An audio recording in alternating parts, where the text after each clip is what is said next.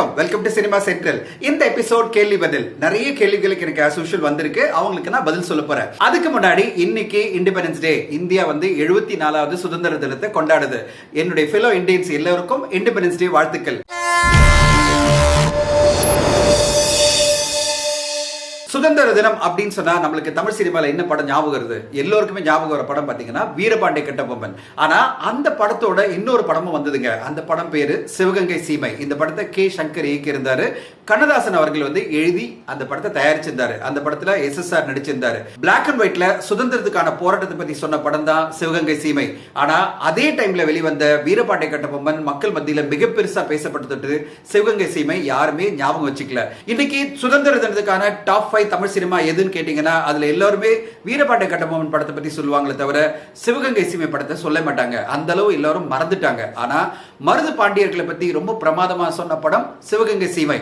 அந்த படத்தை நம்ம ஞாபகம் வச்சுக்கணும். அதுக்கு பிறகு தமிழ் சினிமால சுதந்திர தினத்தை பத்தி ஒரு சின்ன பாட்டுல சொன்ன படம் எதுன்னு பாத்தீங்கன்னா அது இந்தியன் படத்துல சங்கர் அவர்கள் எப்படி சுதந்திரத்துக்காக நம்முடைய முன்னோர்கள் போராடினாங்க அருமையா காமிச்சிருப்பாரு. இன்னொரு முக்கியமான படம் சுதந்திரத்துக்காக போராடின ஒரு போராளி பத்தி படம் எதுன்னு பாத்தீங்கன்னா அது கப்பலோட்டிய தமிழன். அதுவும் சிவாஜி கணேசன் அவர்கள் நடிச்சிருந்தாரு. அந்த படத்தை மக்கள் பெருசா கொண்டாடல. இன்னைக்கு தமிழ் சினிமால சுதந்திரத்துக்காக போராடின போராளிகள் பத்தி படம் அப்படின்னு எடுத்தீங்கன்னா அது கண்டிப்பா நம்ம வீரபாண்டிய கட்டபொம்மன், சிவகங்கை சீமை அண்ட் கப்பலோட்டிய தமிழ் படத்தை சொல்லலாம். அதுக்கு பிறகு பாத்தீங்கன்னா உண்மையிலே ஒரு சுதந்திரத்துக்கான போராடின போராளிகள் பத்தி படமே தமிழ் சினிமால வரல. இன்னைக்கு இந்தி சினிமால நிறைய திரைப்படங்கள் சுதந்திரத்துக்காக போராடின போராளிகளை பத்தி வந்துட்டே இருக்கு. அக்ஷய்குமார் பண்ணியிருக்காரு, அஜய் தேவ்கன் பண்ணியிருக்காரு. இப்ப சமீபத்தில் பாத்தீங்கன்னா கங்கனா ரனாவத்தும் பண்ணியிருந்தாங்க. ஆனா தமிழ் சினிமால மட்டும் பாத்தீங்கன்னா பெரிய நடிகர்கள் சுதந்திரத்துக்கான போராளிகளை பத்தி படங்கள் பண்றதே இல்லை. அவங்க எல்லாருமே சோசியல் படங்களை பண்றாங்களே தவிர இந்த மாதிரி சுதந்திரத்துக்காக போராடின போராளிகள் பத்தி படங்களை எடுக்கிறதுக்கு முன் வரல. இந்த நேரத்தில் அட்லீஸ்ட் நம்ம எல்லா பெரிய நடிகர்களுக்கும் என்ன கோரிக்கை வைக்கிட்டோம்னா சுதந்திர தினத்தை நம்ம ஞாபகம் வச்சுக்கிற மாதிரி ஒரு அற்புதமான படத்தை நீங்க கொண்டு வரணும். இதுக்கு தமிழ்ல பாத்தீங்கன்னா நிறைய சுதந்திர தின போராளிகள் இருக்காங்க. அதாவது மருது பாண்டியர்கள் தொடங்கி மருதநாயகம், அதுக்கு பிறகு புலித்தேவன் அப்படின்னு நிறைய பேர் இருக்காங்க. அவங்கள பத்தி எல்லாம் படங்கள் எடுக்க முடியும். அதுக்கு பெரிய நடிகர்கள் முன் வந்தாதான் பண்ண முடியும். இந்த சுதந்திர தின நாள்ல நம்ம கோரிக்கை என்னன்னா தமிழ் சினிமாலையும் சுதந்திரத்துக்காக போராடின போராளிகளை பத்தி படங்கள் வரணும். அது அட்லீஸ்ட் இப்போது தொடங்குமான்னு எதிர்பார்ப்போம். சரி, கேள்வி பதில் எபிசோட் போவோமா? முதல் கேள்வி வினய்குமார் கேட்கிறாரு. Why actor Prashant lost his market and one time he was a superstar in making, above Thala and Vijay? Would you like to hear from you? அப்படின்றாரு. வினய், பிரசாந்த் அவர்கள் பாத்தீங்கன்னா ஒரு மிகப்பெரிய டேலண்ட். தமிழ் சினிமால பாத்தீங்கன்னா நிறைய அற்புதமான படங்களை கொடுத்திருக்காரு. ஒரு அருமையான பெர்ஃபார்மர். அதோட பாத்தீங்கன்னா அவருக்கு எல்லாமே தெரியும். அதாவது சினிமால இருக்கிற எல்லா டெக்னிக்கும் தெரிஞ்ச ஒரு மனிதர் தான் பிரசாந்த் அவர்கள். இப்ப பாத்தீங்கன்னா சமீபத்தில் அவருடைய படமான பொன்னர் சங்கர் படத்துக்கு VFX டைரக்டர் அவர் தான். அந்த அளவு VFX கரைச்சி குடிச்சவர் தான் பிரசாந்த் அவர்கள். ஒரு நல்ல நடிகர், VFX தெரிஞ்சவர், நிறைய விஷயங்கள் தெரிஞ்சவர். அவருக்கு என்ன பிரச்சனை ஆச்சுன்னா நடுவில் அவர் சூஸ் பண்ண சில படங்கள் நல்லா போவதனால மக்கள் கொஞ்சம் கொஞ்சமா மறக்க ஆரம்பிச்சாங்க. அது பிறகு ஒரு கம்பேக் அவர் ஒரு ஸ்ட்ராங்கான படத்துல வந்திருக்கணும். அந்த மாதிரி ஒரு படம் அமையல. ஆனா அந்த மாதிரி ஒரு படம் அமையும் போது கண்டிப்பா பிரசாந்த் அவர்கள் திருப்பியும் ஒரு நல்ல பொசிஷன் வருவார் நம்பிக்கை இருக்கு. தமிழ் சினிமால பொறுத்தவரைக்கும் பாத்தீங்கன்னா நீங்க யாருமே ரைட்டா பண்ண முடியாது. 10 வருஷம் கடந்த பிறகும் ஒருத்தர் திருப்பி அவங்களுடைய கரியர்ல வர முடியும். நம்ம சமீபத்தில் பார்த்த ஒரு சக்சஸ் யாருன்னு பாத்தீங்கன்னா அது அருண் விஜய் அவர்கள். கிட்டத்தட்ட 25 வருஷம் இண்டஸ்ட்ரியில இருக்காரு. இப்ப சமீபத்தில் 2 வருஷமா தான் அவர் மிக பெருசா பேசப்படுறாரு. சோ அப்படியே பாத்தீங்கன்னா 10 வருடம் கடந்த பிறகுதான் விக்ரம் அவர்களுக்கே ஒரு பெரிய பிரேக் கிடைச்சது. அதனால பிரசாந்த் அவர்களுக்கு இனிமே கரியர் இல்ல அப்படிலாம் நம்ம சொல்ல முடியாது. ஒரு அற்புதமான படம் அமையும் போது கண்டிப்பா பிரசாந்த் அவர்களும் ஒரு டாப் ஸ்டாரா வருவார் என்ற நம்பிக்கை எல்லாருக்குமே இருக்கு. ஏன்னா அதுக்கான எல்லா திறமையும் பிரசாந்த் அவர்கள்ட்ட இருக்கு. அடுத்த கேள்வி நவரன் கேட்கிறாரு. Sir, when will theater open? அதாவது எப்ப தியேட்டர் எல்லாம் ஓபன் ஆகும் அப்படின்னு கேட்கிறாரு. இந்த கேள்விக்கு பதில் எங்கிட்ட இல்ல, சென்ட்ரல் கவர்மெண்ட் கிட்ட தான் இருக்கு. தமிழ்நாடு ஸ்டேட் கவர்மெண்ட் கிட்ட கேட்டா என்ன சொல்றாங்கன்னா சென்ட்ரல் கவர்மெண்ட் ஃபர்ஸ்ட் அதுக்கான ரெகுலேஷனை கொண்டு வரட்டும். அதாவது திரையரங்கு ஓபன் பண்றதுக்கு அனுமதி அப்படின்னு கொடுத்த பிறகு நாங்க அதை கன்சிடர் பண்றோம் சொல்றாங்க. இப்ப பாத்தீங்கன்னா சமீபத்தில் ஜிம் எல்லாம் அலோ பண்ணாங்க சென்ட்ரல் கவர்மெண்ட். அதுக்கு பிறகுதான் தமிழ்நாடு கவர்மெண்ட் அதை அலோ பண்ணிருக்காங்க. தமிழ்நாட்டில் எல்லா ஜிம்மும் ஓபன் ஆயிருக்கு. அதே மாதிரி தான் சென்ட்ரல் கவர்மெண்ட் என்னைக்கு திரையரங்கு ஓபன் பண்றதுக்கான அனுமதியை கொடுக்குறாங்களோ இமீடியட்டா தமிழக அரசும் கொடுப்பாங்கன்ற நம்பிக்கை எல்லோருக்குமே இருக்கு. ஏன்னா எல்லாரோட எதிர்பார்ப்பு என்னன்னா ஓவர் நைட்ல மக்கள்லாம் தியேட்டருக்கு வர மாட்டாங்க. கொஞ்சம் கொஞ்சமா தான் தியேட்டருக்கு வர ஆரம்பிப்பாங்க. அட்லீஸ்ட் அந்த பழக்கத்தை உருவாக்கணும் அப்படின்னு சொன்னா கண்டிப்பா தியேட்டர் ஓப்பனிங் செப்டம்பர்ல அனுமதிச்சாதான் நடக்கும். செப்டம்பர்ல தியேட்டர் ஓப்பனிங் அனுமதிக்கும் போது என்ன ஒரு 2-3 வீக்ஸ்ல கொஞ்சம் கொஞ்சமா இந்த பயம் போன பிறகு மக்கள் திரையரங்கு வர ஆரம்பிப்பாங்க. அது மூலமா ஒரு பழக்கம் திருப்பி வர ஆரம்பிக்கும். அந்த பழக்கம் வந்துச்சுன்னா பெரிய படங்கள் வர ஆரம்பிக்கும். மக்கள் திரையரங்கு வர ஆரம்பிப்பாங்க. டோட்டலா திருப்பி நம்ம இண்டஸ்ட்ரியை ரிவைவ் பண்ண முடியும். திரையரங்கு வராம தமிழ் சினிமா மட்டும் இல்ல, இந்தியன் சினிமாவை ரிவைவ் பண்ண முடியாது. கிறிஸ்டோபர் நோலனுடைய டெனட் என்ற படமே பாத்தீங்கன்னா உலகெங்கும் இந்த மாசம் ரிலீஸ் ஆக போகுது. அப்படி இருக்கும்போது நம்ம இந்தியாலையும் வந்து படங்கள் வந்து திருப்பி ரிலீஸ் ஆகணும். சோ அதுக்கான ஒரு வழிமுறையை வந்து வெகு விரைவில் சென்ட்ரல் கவர்மெண்ட் கொடுப்பாங்கன்ற நம்பிக்கை இருக்கு. அப்படி ஒரு ரெகுலேஷனை சென்ட்ரல் கவர்மெண்ட் வெகு விரைவில் கொடுத்துட்டாங்கன்னா தமிழக அரசும் திரையரங்கு ஓபன் பண்றதுக்கு அனுமதி கொடுப்பாங்கன்ற நம்பிக்கை எல்லோருக்குமே இருக்கு. அடுத்த கேள்வி முரளிதரன் கேட்கிறாரு, sir nowadays upcoming actors are doing hot glamorous photo shoot and they're posting in the social media. Do you think by doing this they'll get a chance in movies? What is your opinion கேட்கிறாரு. அதாவது upcoming actors நிறைய பேர் வந்து அவங்களுடைய photo shoot எல்லாம் வந்து social மீடியால பகிர்றாங்களே, இது மூலமா அவங்களுக்கு என்ன பெனிஃபிட், அதனால சான்சஸ் கிடைக்குமா அப்படின்றாரு. முரளிதரன் ஒண்ணு நீங்க புரிஞ்சுக்கணும், சினிமா இண்டஸ்ட்ரி பொறுத்தவரை என்னன்னா நீங்க இருக்கிறீங்கன்னு காமிச்சிட்டே இருக்கணும். இல்லன்னு சொன்னா மக்கள் மறந்துடுவாங்க. ஒரு பழமொழி தமிழ் சினிமால இருக்கு, என்ன சொல்லுவாங்கன்னா நீங்க தூங்கும் போதும் காலாட்டிட்டே இருக்கணும், இல்லன்னு சொன்னா நீங்க செத்துட்டீங்கன்னு சொல்லுவாங்க அப்படின்னு சொல்லி சினிமா இண்டஸ்ட்ரியில சொல்லுவாங்க. அந்த மாதிரி தான் சினிமா இண்டஸ்ட்ரி பொறுத்தவரை நீங்க இருக்கிறீங்கன்னு சொல்லிட்டு காமிச்சிட்டே இருக்கணும். ஒரு நடிகையோ இல்ல நடிகரோ என்ன பண்ணணும், நான் இண்டஸ்ட்ரியில இருக்கேன் என்ன வந்து கவனிங்க அப்படின்னு சொல்றதுக்கு என்ன பண்ணணும், ஒன்னேதான் நீங்க வந்து விதவிதமா போட்டோ ஷூட் எடுத்து சோஷியல் மீடியால பரப்பிட்டே இருக்கணும். அதனாலதான் பாத்தீங்கன்னா நிறைய நடிகர்களும் சரி நடிகைகளும் அவங்களுடைய போட்டோ ஷூட் எடுத்து நிறைய வந்து சோஷியல் மீடியால பகிர்ந்துட்டு இருக்காங்க. அது மூலமா என்ன ஆகும்னா எல்லா தயாரிப்பாளர்களுக்கும் இயக்குநர்களுக்கும் ஒரு தகவல் வந்துட்டே இருக்கும். ஓ இந்த மாதிரி ஒரு நடிகை இருக்காங்க, நல்லா இருக்கு, இந்த லுக் நல்லா இருக்கு, நம்ம படத்துக்கு செட் ஆகுமே அப்படின்ற ஒரு கன்சல்டேஷன் வரதுக்கான வாய்ப்பு இருக்கு. அதனாலதான் தொடர்ந்து பாத்தீங்கன்னா நடிகர்களும் நடிகையும் ஏதோ ஒரு வகையில அவங்கள பத்தி செய்தி வரா மாதிரி செஞ்சுட்டே இருப்பாங்க. அது போட்டோ ஷூட்டா இருக்கலாம், இல்ல ஏதோ ஒரு வகையில ஒரு செய்தி வந்துட்டே இருக்கும். அவங்க எக்ஸசைஸ் பண்றதா இருக்கலாம், ஏதோ ஒரு வகையில நீங்க வந்து நான் இண்டஸ்ட்ரியில இருக்கேன், நான் ஏதோ ஒன்று பண்ணிட்டு இருக்கேன்றத மக்களுக்கு தெரியப்படுத்திட்டே இருக்கணும். நீங்க தெரியப்படுத்தல சொன்னா உங்களை மறந்துடுவாங்க. பிலிம் இண்டஸ்ட்ரி பொறுத்தவரையும் ஒரு ஷார்ட் டர்ம் மெமரி லாஸ் கண்டிப்பா எல்லாருக்குமே இருக்கு. அதாவது நீங்க இண்டஸ்ட்ரியில இருக்கீங்கன்னு சொல்லி தொடர்ந்து நீங்க தெரியப்படுத்தலைன்னா உங்களை மறந்துடுறதுக்கான வாய்ப்பு இருக்கு. அப்படி மறக்காம இருக்கணும்னா ஏதாவது ஒன்று பண்ணி ஆகணும். அதுல ஒண்ணுதான் போட்டோ ஷூட். ஜெகன் அடுத்த கேள்வி கேட்கிறாரு, sir which is a turning point movie of Rajini sir in 45 years of his career? Thalapathy or Annamalai or Baasha in this movies which movie made him reach all center? ABC சென்டர்லாம் அவர் கொண்டு போன படம் எது, தளபதியா அண்ணாமலையா பாஷாவான்னு கேட்கிறாரு. ஜெகன் ரஜினி சார் கரியர்ல ஒரு மிகப்பெரிய பிரேக் த்ரூ படம், அதாவது அவர் வந்து சூப்பர் ஸ்டார்டம்க்கு அடுத்த லெவல் கொண்டு போன படம், அதாவது தமிழகத்தினுடைய தலையெழுத்தையே மாற்றக்கூடிய ஒரு மிகப்பெரிய ஆளுமையா மாத்தின படம் எதுன்னு பாத்தீங்கன்னா அது பாஷா. பாஷா 1995 வந்த பிறகுதான் அவருக்கு ஒரு மிகப்பெரிய மாசை உருவாகிடுச்சு. அதுவரையும் பாத்தீங்கன்னா அவர் சூப்பர் ஸ்டார் தான், அதாவது ஒரு பெரிய டாப் ஸ்டாரா இருந்தாரு. ஆனா ஒரு மிகப்பெரிய ஸ்டார், அவர் சொன்னாலே தமிழகமே கேட்கும் அப்படின்ற ஒரு பொசிஷனை எந்த படம் அச்சீவ் பண்ணுச்சுன்னா அது பாஷா.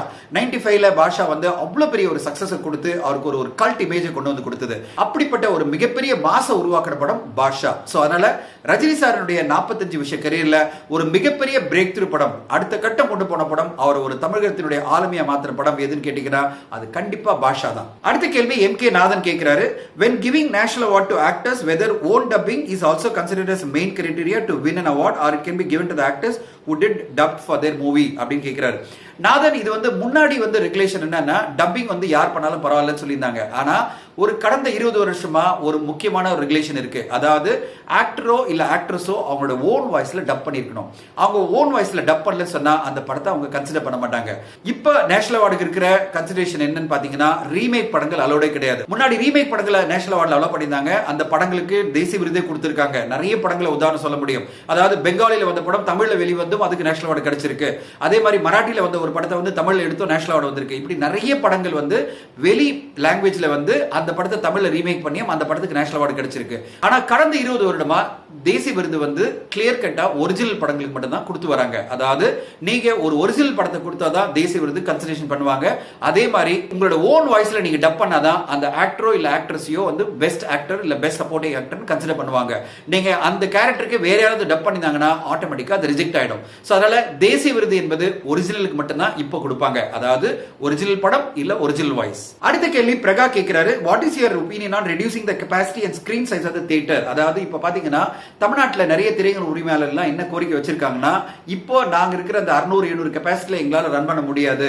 போஸ்ட் கோவிட் வந்து கண்டிப்பா நாங்க வந்து 300 கெபாசிட்டிக்கு குறைக்கணும், அப்பதான் வந்து நிறைய ஆடியன்ஸ் வருவாங்க அப்படின்ற எதிர்பார்ப்பு இருக்கு. இல்லைன்னா 600ல ஒரு 150 பேர் தான் வந்தாங்கன்னா மிகப்பெரிய லெவலில் லாஸ் ஆயிடும். அதனால எல்லாருமே என்ன கேட்கறாங்க, எங்க தியேட்டர் கன்வெர்ட் பண்றதுக்கு மினிப்ளெக்ஸா மாத்துறதுக்கும் இல்ல மல்டிப்ளெக்ஸா மாத்துறதுக்கும் பர்மிஷன் கொடுங்க கேட்கிறாரு. அப்படி வரும்போது நம்முடைய வியூவிங் எக்ஸ்பீரியன்ஸ் வந்து எப்படி மாறும் அப்படின்னு பிரகா கேட்கிறாரு. பிரகா ஒன்னே ஒன்று தான் நான் சொல்வேன், அதாவது வியூவிங் எக்ஸ்பீரியன்ஸ் பொறுத்தவரையும் பாத்தீங்கன்னா அந்த தியேட்டர் அட்மாஸ்பியர் எப்படி நம்ம கிரியேட் பண்ணிருக்கோம், அந்த ஆம்பியன்ஸ் அந்த சவுண்ட் எக்ஸ்பீரியன்ஸ் இதுதான் முக்கியம்.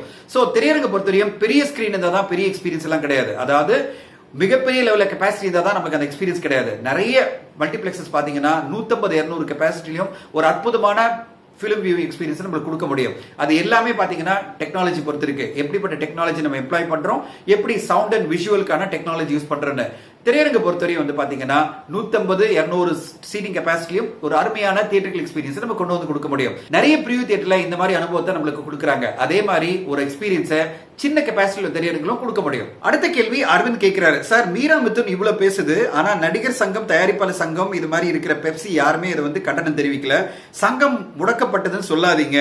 அந்த கஷ்டப்பட நேரத்தில் விஜய், அஜித், சூர்யா ஹெல்ப் பண்ணணும் மட்டும் கேட்குறீங்களே, ஆனா நீங்க ஏன் வந்து யாருமே கண்டன குரல் தெரிவிக்கலன்னு சொல்றாரு அரவிந்த். சமீபத்தில் இயக்குனர் பாரதிராஜா அவர்கள் வந்து ஒரு கண்டன அறிக்கை இதுக்காக தான் அனௌன்ஸ் பண்ணியிருந்தாரு. அந்த கண்டன அறிக்கையில ரொம்ப தெளிவா மீரா மிதுன் மட்டும் இல்ல, யாரெல்லாம் வந்து இந்த மாதிரி வந்து பப்ளிக்ல அனாவசியமா பேசுறாங்களோ அவங்கள பத்தி எல்லாம் பேசியிருந்தாரு. அதாவது இந்த மாதிரி பப்ளிக்ல நம்முடைய டாப் பர்சனாலிட்டி பத்தி பேசுறது எப்படின்னா நம்ம கண்ணாடி வீட்டுக்குள்ள இருந்து எச்சி துப்புற மாதிரி அப்படின்னு சொன்னாரு. இப்படி ஒரு திரைப்பட இண்டஸ்ட்ரிக்குள்ளே இருந்துகிட்டு பெரிய நடிகர்களை இந்த மாதிரி தப்பா பேசுறது ஒரு மிகப்பெரிய தப்பான விஷயம் அப்படின்னு சொல்லிட்டு இயக்குனர் பாரதிராஜா அவர்கள் தெரிவிச்சிருந்தாரு. அவர் ஒரு கண்டன அறிக்கையை மிக தெளிவா எல்லாருக்குமே அமைச்சிருந்தாரு. சோ இந்த மாதிரி நடிகர் சங்கமோ தயாரிப்பாளர் சங்கமோ ஏன் தெரிவிக்க முடியலன்னா, இப்போ தயாரிப்பாளர் சங்கத்துக்கோ நடிகர் சங்கத்துக்கோ யாருமே இன்சார்ஜ் இல்ல, ஒரு கவர்மெண்ட் ஆபீசர் தான் இருக்காங்களே தவிர அபிஷியலா ஒரு பாடி இயங்கல. அதனால நீங்க அவங்க கிட்ட இருந்து ஒரு அறிக்கை வரும்னு எதிர்பார்க்க முடியாது. அபிஷியலா ஒரு பாடி இருந்தா மட்டும்தான் இந்த மாதிரி கண்டன அறிக்கை வரும். இல்லைன்னு சொன்னா தனிப்பட்ட முறையில் தான் எல்லாரும் கொடுக்க முடியும். இப்படி தனிப்பட்ட முறையில் நிறைய பேர் அவங்க கண்டனத்தை தெரிவிச்சு வந்து இருக்காங்க. நம்ம சினிமா சென்ட்ரல் சார்பிலே வந்து ஒரு இன்டர்வியூல இதை சொல்லியிருந்தோம். அதாவது இந்த மாதிரி செய்யறது ஒரு மிகப்பெரிய தவறுன்னு சொல்லிட்டு. பிரகாமே அடுத்த ஒரு கேள்வி கேட்டிருக்காரு, sir when unlimited contents are available for monthly subscription in OTT, do you think pay per view method will work out அப்படின்னு கேட்கிறாரு.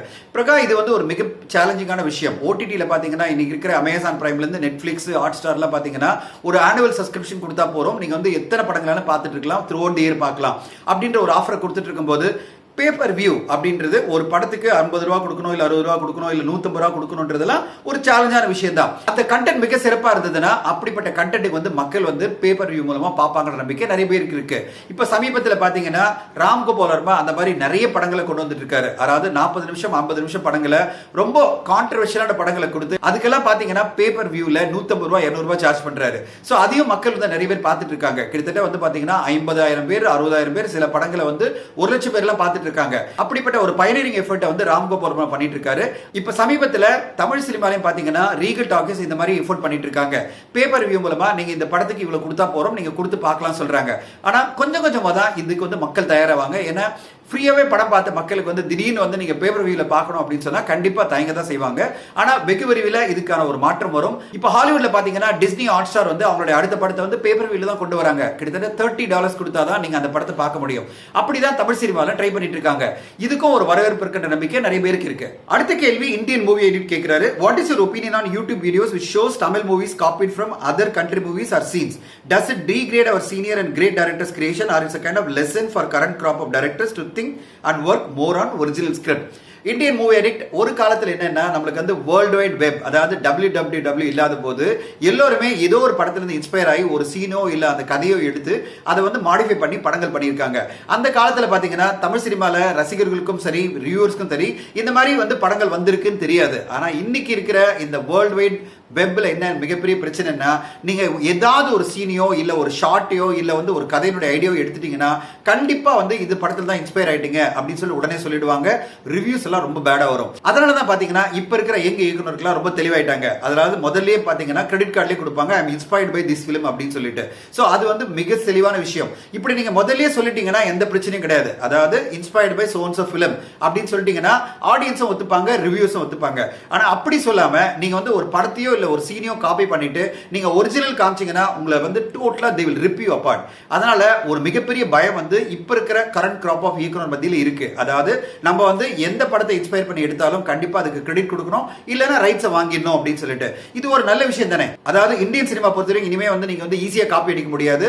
காப்பி அடிச்சா நீங்க கிரெடிட் கொடுத்து தான் ஆகணும், இல்லனா ரைட்ஸ் வாங்கி தான் ஆகணும். இல்லனா மிகப்பெரிய பிரச்சனை சந்திப்பீங்க. ஆடியன்ஸ் கிட்ட இருந்தும் ரிவ்யூஸ் கிட்ட இருந்தும் ஒரிஜினல் காப்பிரைட் ஹோல்டர் கிட்ட இருந்தும். நீங்க வந்து ஏதோ ஒரு படத்தை வந்து இங்க எடுத்துட்டு நீங்க எஸ்கேப் ஆயிலாம் நினைக்க முடியாது. அது அர்ஜென்டினா படமா இருந்தாலும் சரி, ஸ்பெயின் படமா இருந்தாலும் சரி, லீகல் நோட்டீஸ் கண்டிப்பா வரும் நீங்க இன்ஸ்பயர் பண்ணி ஒரு படத்தை எடுத்துட்டீங்கன்னா. அதனால மிக கேர்ஃபுல்லா அணுக வேண்டியிருக்கு. இது ஒரு நல்ல டெவலப்மெண்ட் தான் நான் சொல்வேன். இது மூலமா எல்லாருமே ஒரிஜினலா ஒரு கதையை கொடுக்கணும் அப்படின்ற ஒரு மனநிலை வந்திருக்கு. இது தமிழ் சினிமாவுக்கு நல்ல விஷயம் தான். அடுத்த கேள்வி திலக் ஃப்ரம் கோயம்புத்தூர் கேட்கிறாரு, sir what is super star Rajini first industry hit movie அப்படின்னு கேட்கிறாரு. திலக் ரஜினி சாரை சூப்பர் ஸ்டாரா அக்செப்ட் பண்ண ஒரு படம் எதுன்னு பாத்தீங்கன்னா அது பைரவி. பைரவி படம் தான் முதல்ல ரஜினி அவர்களை ஒரு ஹீரோவா மக்கள் அக்செப்ட் பண்ணிக்கிட்டாங்க. அதுவரையும் பாத்தீங்கன்னா அவர் வந்து ஒரு கேரக்டர் ஆர்டிஸ்டா இல்ல வில்லனா நடிச்சிட்டு இருந்தாரு. பைரவி படம் தான் அவர் வந்து ஒரு ஹீரோவா நிலைநிறுத்துச்சு. அந்த படத்துக்கு தான் சூப்பர் ஸ்டார் என்ற கிரெடிட்டும் கிடைச்சது. அதுக்கு பிறகு நோ லுக்கிங் பேக் அப்படின்னு சொல்லுவாங்க. பைரவி அவர் கெரியர்ல கிடைச்ச ஒரு மிகப்பெரிய பிரேக் த்ரூ சொல்ல முடியும். அது பிறகு நிறைய படங்கள் பிரேக் த்ரூ கொடுத்தாலும் முதல்ல கேரக்டர் ஆர்டிஸ்டாவோ இல்ல வில்லனாவோ பண்ணிட்டு இருந்த ரஜினி அவர்களை ஹீரோவா மக்கள்லாம் அக்செப்ட் பண்ண படம் எது பாத்தீங்கன்னா அது பைரவி படம் தான். சோ பைரவி அவருடைய கரியர்ல ஒரு முக்கியமான படம், பிரேக் த்ரூ படம். அடுத்த கேள்வி கிருஷ்ண பிரசாத் கேட்கிறாரு, சார் இந்த லாக்டவுன் பிறகு வந்து டிக்கெட் பிரைஸ் வந்து எல்லாரும் குறைப்பாங்களா அப்படின்னு கேட்கிறாரு. கிருஷ்ண பிரசாத் இப்ப இருக்கிற டிக்கெட் பிரைஸே பாத்தீங்கன்னா எல்லா ஊர்லயும் பாத்தீங்கன்னா 100 ரூபாய், 120 ரூபாய், 150 ரூபாய் இந்த ரேஞ்ச் தான் இருக்கு. இதை குறைப்பாங்கிற நம்பிக்கை எனக்கு இல்ல. ஆனா இதை தாண்டி எதுவும் சார்ஜ் பண்ணக்கூடாது. இந்த கோவிடுக்காக இவ்வளவு ப்ரொடெக்ஷன் பண்றோம் அப்படின்னு சொல்லிட்டு திரையரங்கெல்லாம் சார்ஜ் பண்ணக்கூடாது. ஏன்னா மக்கள் வந்து இந்த கோவிட் பிறகு திரையரங்கு வருவாங்களா இல்லையா அப்படின்ற ஒரு டவுட் இருக்கும்போது நம்ம வந்து டிக்கெட் பிரைஸ் எல்லாம் இன்க்ரீஸ் பண்றது எந்த வகையிலும் நியாயமே கிடையாது. அப்படி எதுவும் பண்ண மாட்டாங்கிற நம்பிக்கை நிறைய பேருக்கு இருக்கு. அதாவது நாங்க கோவிடுக்கு இதெல்லாம் ப்ரொடெக்ஷன் பண்ண போறோம், அதனால இந்த சார்ஜஸ் அப்படின்னு சொல்லாம கரண்ட்ல இருக்கிற டிக்கெட் பிரைஸே சார்ஜ் பண்ணாங்கன்னா மக்கள் வந்து கண்டிப்பா அக்செப்ட் பண்ணிப்பாங்கிற நம்பிக்கை நிறைய பேருக்கு இருக்கு. அடுத்த கேள்வி அகில் கேட்கிறாரு, sir how was a Pongal release Pattas did in box office, is that a profitable venture for all? Akhil, Pattas படம் பொறுத்தவரை வந்து கண்டிப்பா ஒரு வெற்றி படம் தான். அந்த படம் வந்து கிட்டத்தட்ட ஒரு 35 கோடியில தயாரிக்கப்பட்ட படம். அந்த தயாரிப்பாளருக்கு 40 கோடி அளவில் அந்த படம் வந்து வசூலித்து கொடுத்திருக்கு அப்படின்னு சொல்லி ட்ரேட் வட்டாரங்களை சொல்றாங்க. அதாவது மினிமமா ஒரு 5 கோடி ரூபாய் ப்ராஃபிட் அந்த தயாரிப்பாளருக்கு வந்திருக்கும் அப்படின்னு சொல்லி ட்ரேட் வட்டாரங்களை சொல்றாங்க. சோ வசூல் ரீதியிலும் பாத்தீங்கன்னா அந்த படம் தமிழ்நாட்டில் மட்டுமே கிட்டத்தட்ட ஒரு 17 கோடி ரூபாய் ஷேர் கொண்டு வந்து கொடுத்திருக்கு.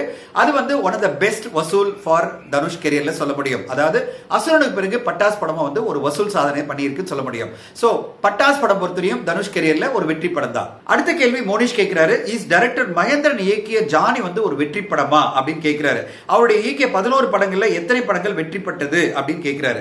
அவருக்கு ஏன் தாதா சாஹிப் பால்கே விருதுக்கும் ரெக்கமெண்ட் பண்ணல அப்படின்னு வந்து நிறைய கேள்விகளை வந்து மகேந்திரன் சாரை பத்தி மோனிஷ் கேட்கிறார். மோனிஷ், ஜானி படத்தை பொறுத்தவரையும் பாத்தீங்கன்னா அது ஒரு வெற்றி படம் தான். முதல்ல அந்த படம் ரிலீஸ் ஆகும்போது ஒரு பெரிய எதிர்பார்ப்பு இருந்தது. ஏன்னா ஜானி என்ற டைட்டிலுக்கே ஒரு பெரிய எதிர்பார்ப்பு இருந்தது. ரஜினி அவர்கள் டியூவல் ஆக்ஷன் பண்றாரு அப்படின்னு சொல்லிட்டு நிறைய விஷயங்கள்ல எதிர்பார்ப்பு இருந்தது. ஆனா அந்த படம் வெளிவந்த பிறகு ஒரு சின்ன டிசப்பாயின்மெண்ட் இருந்தது. ஏன்னா அது வந்து ஒரு கமர்ஷியல் படமா இல்லாம ஒரு செமி கமர்ஷியல் சொல்லுவாங்க. அதுல பெர்ஃபார்மன்ஸும் இருந்தது, கதையும் இருந்தது, ஆக்ஷனும் இருந்தது. அதனால ஒரு சின்ன ஒரு தடங்கள் இருந்தது அந்த படம் வந்து மிகப்பெரிய வெற்றி படமா மாறுறதுக்கு. ஆனா அதுக்கு பிறகு வேர்ட் ஆஃப் மவுத் அப்படின்னு சொல்லுவாங்க. அந்த படத்துடைய பாடல்கள் மூலமாகவும் அந்த படத்துல ஸ்ரீதேவி அவர்களும் ரஜினி அவர்கள் நடிச்ச நடிப்புக்காக அந்த படம் பிக்கப் ஆகி அது பிறகு அந்த வெற்றி படமா மாறிச்சு. சோ ஜானி படம் கண்டிப்பா மகேந்திரன் சார் கரியர்ல ஒரு வெற்றி படம் தான். சோ அவருடைய கரியர்ல பாத்தீங்கன்னா டோட்டலா 12 படம் இயக்கியிருக்காரு. 11 படம் தியேட்டருக்குள்ள ரிலீஸ் ஆயிருக்கு. 12வது படம் எதிர் பாத்தீங்கன்னா சாசனம் அப்படின்ற படத்தை NFDC இயக்கியிருந்தாங்க. அந்த படத்தை வந்து தியேட்டருக்குள்ள ரிலீஸ் பண்ணல, அவங்க டைரக்டா வந்து தூர்தர்ஷன் மூலமா ரிலீஸ் பண்ணியிருந்தாங்க. அதனாலதான் உங்களுக்கு வந்து தியேட்டருக்குள்ள பார்த்திருக்க மாட்டீங்க. சோ அவருடைய கரியர்ல இப்படி 12 படங்களை பாத்தீங்கன்னா நிறைய வெற்றி படங்கள் தான். அதாவது ஆரம்பிச்ச முள்ளு மலரும் தொடங்கி அது பிறகு உதிரி பூக்கள், நெஞ்சத்துக்கு இல்லாதே, ஜானி அப்படின்னு வரிசையா பல வெற்றி படங்களை மகேந்திரன் அவர்கள் கொடுத்திருந்தாரு. அவருக்கு ஏன் வந்து தாதா சாஹிப் பால்கே விருதுக்கு வந்து ரெக்கமெண்ட் பண்ணல அப்படின்னு கேட்டீங்கன்னா கண்டிப்பா ஒரு முக்கியமான கேள்வி. என்ன காரணம்னா தமிழ் சினிமால ஒரு மிகப்பெரிய மாற்றத்தையே கொண்டு வந்தவர் தான் இயக்குனர் மகேந்திரன் அவர்கள். கண்டிப்பா அவருக்கு வந்து தாதா சாஹிப் பால்கே விருதுக்கு ரெக்கமெண்ட் பண்ணியிருக்கணும். இண்டஸ்ட்ரியில யாருமே ரெக்கமெண்ட் பண்ணல. இப்ப சமீபத்தில் ஒரு அசோசியேஷனை தொடங்கி தமிழ் சினிமால இருக்கிற மிகப்பெரிய ஆளுமைகளுக்கு தாதா சாஹிப் பால்கே விருதுக்கு ரெக்கமெண்ட் பண்ணணும் அப்படின்னு சொல்லிட்டு நாங்க கோரிக்கை அமைச்சிட்டு இருக்கோம். சோ இந்த மாதிரி கோரிக்கைகளை சென்ட்ரல் கவர்மெண்ட் கன்சிடர் பண்ணுவாங்கன்ற நம்பிக்கை எங்களுக்கு இருக்கு. அடுத்த கேள்வி ராஜ் பிரவீன் கேட்கிறாரு, ஆஃப்டர் சூரிய ரிப்போர்ட்டர் சூர்யானுடைய நெக்ஸ்ட் ஃபிலிம் என்ன? Aruvaa will happen or not? Want the answer in your next YouTube video அப்படின்னு கேட்கிறாரு. ராஜ் பிரவீன், சூர்யா சாரை பொறுத்தவரையும் பாத்தீங்கன்னா இப்போதைக்கு சூரிய ரிப்போர்ட்டர் தான் கான்சென்ட்ரேட் பண்ணிட்டு இருக்காரு. அடுத்த படமா அவர் வந்து அருவா படத்தை தொடங்குவார் அப்படின்னு நிறைய பேர் சொல்லிட்டு இருந்தாங்க. ஆனா இப்போ சமீபத்தில் வந்திருக்கிற செய்தி என்னன்னு பாத்தீங்கன்னா அது ஒருவேளை இயக்குனர் பாண்டிராஜ் அவர்களுடைய படமா இருக்கலாம். இயக்குனர் பாண்டிராஜ் அவர்களும் சன் பிக்சர்ஸும் சேர்ந்து சூர்யா சாரோட ஒரு படம் தொடங்குறதுக்கான பிளான் இருக்கு. சோ இது டிபெண்டிங் ஆன் இந்த கோவிட் பிறகு இந்த மாதிரி சூழ்நிலையில என்ன மாதிரி படம் எடுக்க முடியும். ஒருவேளை மிகப்பெரிய கிரௌடோட இந்த கொரோனா பிறகு வந்து படங்கள் எடுக்க முடியும் அப்படின்னு சொன்னா ஒருவேளை வெற்றிமாறன் அவர்களுடைய வாடிவாசல் படத்துக்கு கூட ஒரு ஷூட்டிங் போக முடியும். இப்போதைக்கு சூர்யா அவர்கள் அடுத்த படம் எதை தொடங்க போறான்றதை தெளிவா சொல்லல. அதாவது எதர் வாடிவாசலா இருக்கலாம் இல்ல இயக்குனர் பாண்டிராஜனுடைய படமா இருக்கலாம். வெயிட் பண்ணி தான் நம்ம பார்க்கணும். அடுத்த கேள்வி முருகன் கிட்ட வந்திருக்கு. அந்த கேள்வியில் என்ன கேட்கிறாரு, சார் 45 வருஷம் ஆச்சு ரஜினி சார் வந்து ரஜினிசம் என்ன அப்படின்னு கேட்கிறாரு. முருகன், ரஜினிசம், அதாவது கமலிசம் மாதிரி ரஜினிசம் என்ன அப்படின்னு என்ன கேட்டீங்கன்னா, அது வந்து ஸ்டைல், ஸ்பீட் அண்ட் சிம்பிள் அப்படின்னு சொல்லுவாங்க. அதாவது அவரை பொறுத்தவரையும் பாத்தீங்கன்னா அவருடைய ஸ்டைலும் அவருடைய ஸ்பீடும் எல்லாமே வந்து மக்கள் வந்து இன்னைக்கு வரையும் ரசிச்சிட்டு இருக்காங்க. 1975 அபூர்வ ராகங்கள் படம் மூலமா அறிமுகமாகிறாரு ரஜினி அவர்கள். அந்த படம் வந்து இதே மாதிரி ஆகஸ்ட் 15 அன்னைக்கு ரிலீஸ் ஆச்சு. இப்ப 45 வருடம் அவர் வந்து தமிழ் சினிமால கடந்திருக்காரு. முதல் 4-5 வருடம் தான் அவர் வந்து கஷ்டப்பட்ட வருடம் சொல்ல முடியும். அதாவது வந்து அவர் சின்ன சின்ன கேரக்டரும் வில்லன் கேரக்டரும் நடிச்சிருந்தாரு. ஆனா 1980 அவர் வந்து சூப்பர் ஸ்டாரா தமிழ் சினிமா அக்செப்ட் பண்ணிக்குது. 40 வருட காலம் அவர் சூப்பர் ஸ்டாராவே இருக்கிறதே ஒரு மிகப்பெரிய சாதனை சொல்ல முடியும். ரஜினிசம் அப்படின்னு என்னன்னு கேட்டீங்கன்னா, ஒரு 40 வருட காலம் இந்தியன் சினிமால கொடி கட்டி பறக்க முடியுமா? அது ரஜினி சார் அவர்கள் ப்ரூவ் பண்ணியிருக்காரு. 40 வருட காலமா பாத்தீங்கன்னா அவர் வந்து கீழே இறங்கவே இல்லை. இந்த 40 வருட காலம் பாத்தீங்கன்னா அவர் வந்து டாப் ஸ்டாராவே தமிழ் சினிமா பொறுத்தவரையும் இல்ல, இந்தியன் சினிமால இருக்காரு. அதனாலதான் பாத்தீங்கன்னா சமீபத்தில் வெளிவந்து மிக பெருசா பேசப்பட்ட தில் பிச்சாரா அப்படின்ற படத்துல சுஷாந்த் கிட்ட வந்து கேட்பாங்க, நீங்க யாரோட ரசிகன் அப்படின்னு கேட்டா அவர் ஷாருக் கான், சல்மான் கான் இல்ல அமீர் கான சொல்லல, ரஜினிகாந்த் அப்படின்னு சொல்றாரு. அதுக்கு வந்து சைஃப் அலி கான் கேட்பாரு, ரஜினிகாந்த் கோனே அப்படின்னு கேட்டுட்டு அவரே வந்து ரசிச்சு சொல்வாரு, ரஜினிகாந்த் கோன்னை ஜாந்தா அப்படின்னு சொல்லுவாரு. அதாவது ஒரு மிக பெருசா எதிர்பார்க்கப்பட்ட ஒரு இந்தி சினிமால ஒரு இந்தியன் சினிமாவுடைய மிகப்பெரிய ஆளுமை யாருன்னு ஒருத்தர் கேட்கும் போது அவர் சொல்ற பேர் என்னன்னா ரஜினிகாந்த். உலகளாவிய லெவல்ல மிக பெருசா பேசப்படுற ஒரு நடிகர் யாருன்னு பாத்தீங்கன்னா அது ரஜினிகாந்த் தான். இதுக்கு என்ன காரணம்? எப்படி ஒரு மனிதர் வந்து 40 வருட காலம் உச்ச நடிகரா இருக்க முடியும் அப்படின்னு கேட்டீங்கன்னா, என் பார்வையில ஒரே விஷயம் தான், being simple, humble and human. அதுதான் வந்து ரஜினி சாருடைய மிகப்பெரிய சக்சஸ் சொல்லுவேன். இன்னைக்கு வரையும் பாத்தீங்கன்னா 40 வருட காலம் நம்ம வந்து தமிழ் சினிமா டாமினேட் பண்ற ஒரு எண்ணமும் அவர்கிட்ட இருக்காது. அவ்வளவு சிம்பிளா இருப்பாரு, அவ்வளவு ஹம்பிளா இருப்பாரு. அதை விட மிக முக்கியமான விஷயம் ஹியூமனா இருப்பாரு. அதாவது ஹியூமன் அப்படின்னு என்ன அர்த்தம்னா, நான் ஒரு மிக பெருசா சாதிச்சுட்டேன், நான் ஒரு மிகப்பெரிய ஆளுமை, எல்லோருமே என்ன வந்து ரெஸ்பெக்ட் பண்ணணும் அப்படின்ற எந்த எதிர்பார்ப்பும் இல்லாம ஒரு சாதாரண சிம்பிள் ஹியூமன் பீயிங்கா இருக்கிறதா ரஜினிசம் நான் சொல்வேன். அதாவது ரொம்ப ஸ்டைலிஷா ஒரு நடிகரா இருந்தாலும் ரொம்ப ஸ்பீடா எல்லாம் பண்ணாலும் அவருடைய மிகப்பெரிய சக்சஸ்க்கான காரணம் என்னன்னு கேட்டீங்கன்னா, being simple, humble and human. அதுதான் ரஜினிசம் நான் சொல்லுவேன். அவ்வளோ ஒரு மிகப்பெரிய சாதனையாளர் தான் ரஜினி அவர்கள். அதாவது இன்னைக்கு இந்தியன் சினிமாவை கொண்டாடப்படுற ஒரு மிகப்பெரிய ஸ்டாரா இருந்தாலும் அவருடைய அந்த சிம்பிளிசிட்டியும் ஹம்பிள்னஸும் பீயிங் ஹியூமனும் மாறவே இல்லை. அதுதான் அவருடைய ஸ்பெஷல் நான் சொல்லுவேன். 15 ஆகஸ்ட் அன்னைக்கு 45 வருடங்களை கம்ப்ளீட் பண்ண சூப்பர் ஸ்டார் ரஜினி அவர்களுக்கு நம்முடைய வாழ்த்துக்கள். இந்த எபிசோடுடைய கடைசி கேள்வி பிரகாஷ் கிட்ட வந்திருக்கு. பிரகாஷ் கேட்கிறாரு, சார் கமலிசம் 61 பத்தி நீங்க சொல்லுங்க. அதாவது கமலஹாசன் வந்து 61 வருஷம் அது சினிமா இண்டஸ்ட்ரிக்கு வந்து அதனுடைய சாதனை பத்தி சொல்லுங்க கேட்கிறார். கமலிசம் 61 அப்படின்னு சொல்லிட்டு 12ஆம் தேதி வந்து மிக பெருசா எல்லா ரசிகர்களும் கொண்டாடப்பட்டது. என்ன பாத்தீங்கன்னா, அவர் வந்து 1960 கள்ளத்தூர் கண்ணம்மா படம் மூலமா அறிமுகம் வராரு. 12 ஆகஸ்ட் அந்த படம் ரிலீஸ் ஆச்சு. இப்போ இந்த 12 ஆகஸ்ட் அன்னைக்கு பாத்தீங்கன்னா 60 வருடம் கடந்து 61வது வருஷத்தை வந்து கமல் அவர்கள் என்ட்ரி பண்றாரு. நினைச்சு பாருங்க, 60 வருட காலம் ஒரு நடிகர் வந்து உலகெங்கும் பேசப்பட முடியுமா? அது வந்து கமலஹாசன் அச்சீவ் பண்ணியிருக்காரு. ஒரு சைல்டு ஆர்டிஸ்டா மிக பெருசா பேசப்பட்டாரு. அது பிறகு வந்து ஒரு அடலசன்ட் ஆக்டரா வந்து பேசப்பட்டாரு. அது பிறகு ஒரு ஹீரோவா கிட்டத்தட்ட ஒரு 40 வருட காலம் அவர் பேசப்படுறாரு. சோ இப்படி வந்து எல்லா ஸ்டேஜ்லயும், அதாவது குழந்தை நட்சத்திரமாவும் அவர் செலிப்ரேட் பண்ணப்பட்டாரு. அது பிறகு வந்து யங் ஹீரோவும் செலிப்ரேட் பண்ணப்பட்டாரு. அது பிறகு இன்னைக்கு 40 வருட காலம் மிகப்பெரிய ஹீரோவும் செலிப்ரேட் பண்ணப்பட்டு வராரு கமலஹாசன் அவர்கள். 60 வருட காலம் ஒரு நடிகர் வந்து தன்னை புதுப்பிச்சுட்டே இருக்க முடியுமா? புதுசு புதுசான விஷயங்களை செஞ்சு மக்கள் மத்தியில பரபரப்பா பேச வைக்க முடியுமா? அதுதான் கமலஹாசன் அவர்கள். கமலஹாசன் அவர்கள் எல்லாருக்கும் சொன்ன ஒரே விஷயம் என்னன்னா, நீங்க பல காலம் வந்து சினிமா இண்டஸ்ட்ரியில இருக்க முடியும் உங்களை புதுப்பிச்சுட்டே இருந்தா. அதாவது புது பரிமாணத்தில் நீங்க வந்துட்டே இருக்கணும், புதுசு புதுசா ஏதாவது பண்ணிட்டே இருக்கணும், மக்கள் உங்களை ரசிக்கிற மாதிரி நிறைய விஷயங்கள் பண்ணணும். அதனாலதான் வந்து கமலஹாசன் அவர்கள் எல்லாருமே சகலகலா வல்லவன் சொல்லுவாங்க. அவர் வந்து ஒரு மிகச்சிறந்த டைரக்டர், மிகச்சிறந்த லிரிசிஸ்ட், மிகச்சிறந்த பாடகர், மிகச்சிறந்த நடிகர், மிகச்சிறந்த தயாரிப்பாளர், இப்படி பன்முகங்கள் கொண்ட ஒரு மிகப்பெரிய ஆளுமையா கமலஹாசன் அவர்கள் இருக்காரு. கமலஹாசன் அவர்கள் வந்து இந்தியன் சினிமாவை கொண்டாடுற ஒரு மிகச்சிறந்த நடிகர் மட்டுமே இல்ல, இன்னைக்கு வந்து இந்தியன் அரசியல் உலகில மிக பெருசா பேசப்படுற ஒரு அரசியல்வாதியாகவும் கமலஹாசன் இருக்காரு. சோ அப்படிப்பட்ட ஒரு சாதனையாளர் தான் கமலஹாசன் அவர்கள். கமலஹாசன் 61 அப்படின்னு கேட்டீங்கன்னா அது ஒன்னே ஒண்ணுதான் நான் சொல்லுவேன். கமலிசம் அப்படின்னு என்ன கேட்டீங்கன்னா, உங்களை நீங்க புதுப்பிச்சுட்டே இருக்கணும், புதுசு புதுசா மக்கள் மத்தியில் ஏதாவது பண்ணிட்டே இருக்கணும், மக்கள் உங்களை பரபரப்பா பேசிட்டே இருக்கணும் அப்படின்னு கேட்டீங்கன்னா அதுக்கு உதாரணம் யாருன்னு பாத்தீங்கன்னா அது கமலஹாசன் அவர்கள். நீங்க எப்படி உங்களோட டேலண்டை இம்ப்ரூவ் பண்ணி நீங்க புதுப்பிச்சுட்டே இருக்கீங்களோ அந்த அளவு உங்களுடைய லாங்கிவிட்டி இருக்கும், உங்களை மக்கள் கொண்டாடிட்டே இருப்பாங்க. அதுக்கு உதாரணம் தான் கமலஹாசன் அவர்கள். இந்தியன் சினிமால தன்னுடைய 61வது வருஷத்தை என்ட்ரி ஆயிருக்கும் கமலஹாசன் அவர்களுக்கு நம்முடைய வாழ்த்துக்கள். ஓகே, இந்த எபிசோட்ல உங்களுடைய நிறைய கேள்விகளுக்கு நான் பதில் சொல்லியிருக்கேன். அட் த சேம் டைம் வந்து எந்த அளவு வந்து சுதந்திர தின போராளிகளை பத்தி படங்கள் தமிழ் சினிமால வரணும் அப்படின்னு சொல்லிட்டோம். ரஜினி அவர்களுடைய 45வது வருடத்தை பத்தியும் கமலா அவர்களுடைய 61வது வருஷத்தை பத்தியும் நான் பேசினேன். உங்களுக்கு இந்த எபிசோட் பிடிச்சிருக்க நம்புறேன். சினிமா சென்ட்ரலுக்கு சப்ஸ்கிரைப் பண்ணுங்க, ஷேர் பண்ணுங்க, லைக் பண்ணுங்க. மிக முக்கியமா உங்க கமெண்ட்ஸ்களை பதிவு பண்ணுங்க. Thank you so much for watching cinema central.